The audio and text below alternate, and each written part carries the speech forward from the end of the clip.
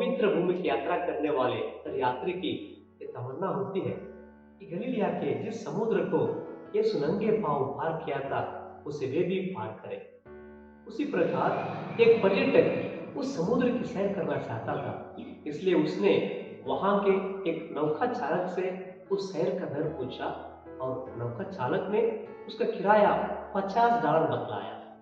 आश्चर्यचकित होते हुए उस पर्यटक ने कहा, शायद इसलिए यीशु ने इस यात्रा को पैदल ही तय किया।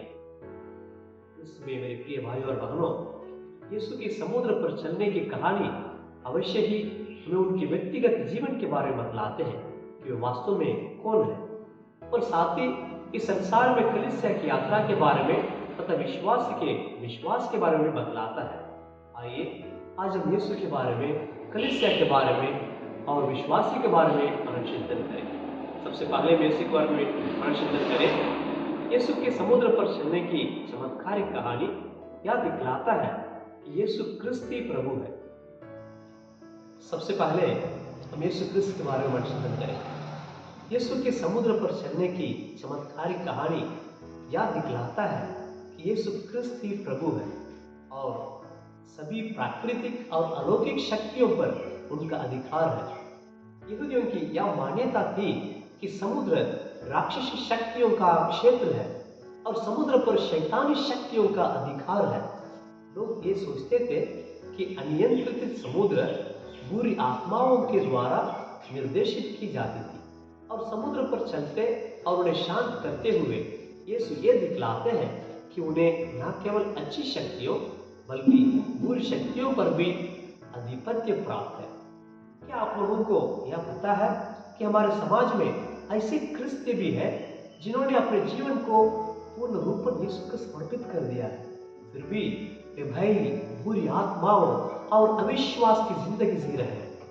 आज का सुसमाचार में हम लोगों के लिए शुभ संदेश यह है कि जब यीशु हमारी जिंदगी में वास करते हैं, बुरी शक्तियों या शैतानी शक्तियों का हमारे जीवन में कोई स्थान नहीं है। दूसरे स्थान पे हम कलीसिया के बारे में अनुचिंतन करें। समुद्र पर चलता हुआ नाव आरंभिक कलीसिया का प्रतीक था, जो संसार में अपनी यात्रा पूरी करने के लिए प्रयासरत था। जिस प्रकार नाव लहरों से उलट पुलट कर दी जाती है, उसी प्रकार कलीसिया भी संसारिक और शैतानिक कुप्रथाओं के द्वारा चारों ओर से हवा बोली जाती है। ऐसी विकट परिस्थितियों में यीशु शांति और साहचर्य को स्थापित करने के लिए अपनी कलीसिया में आते हैं, और वे ऐसी परिस्थिति में अलग तरह से आते हैं जो लोगों को अवश्य ही दुविधा में डाल देता है कि वे उनके शत्रु हैं।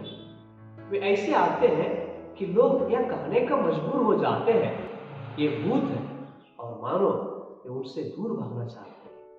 और यदि इन परिस्थितियों में गैर से सुना जाए तो इस कतूल में भी हमें यीशु की उस मुस्कुराहट सुनाई देती है, धीरज रखो, मैं ही हूँ, डरो मत। यदि हम उन पर विश्वास करते हैं और अपनी जिंदगी में पनाह देते हैं, हमारे जीवन की उथल पुथल थम जाती है और हमारे विकट शांत हो जाते हैं। तीसरे स्थान पे हम विश्वासी के बारे में अनुचिंतन करें।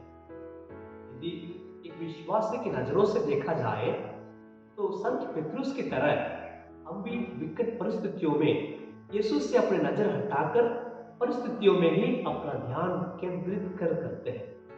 पेतरुस ने कहा था, यदि आप मुझे आज्ञा दें तो क्या मैं आपके पास पानी में आ सकता हूँ? और यीशु उन्हें ऐसा ही करने देते हैं। इस तरह देखा जाए तो हम पाएंगे कि यीशु किसी असंभव कार्य की सलाह देते हैं।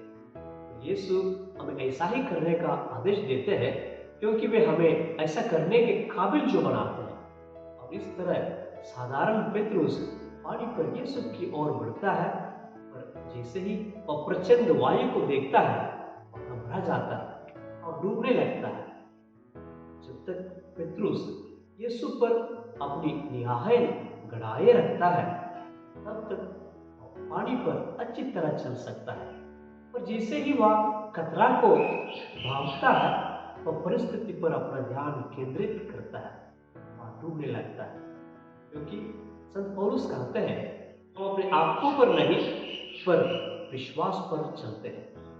ख्रिस्त में प्रिय भाइयों और बहनों, इसलिए आज हम ईश्वर से प्रार्थना करें कि हमारे विश्वास को बढ़ाए, ताकि हम अपने जीवन की झंझावतों में अपनी निगाहें अपनी कमजोरियों पर नहीं, यीशु पर केंद्रित कर सकें और अपने जीवन में आगे बढ़ सकें। आमीन।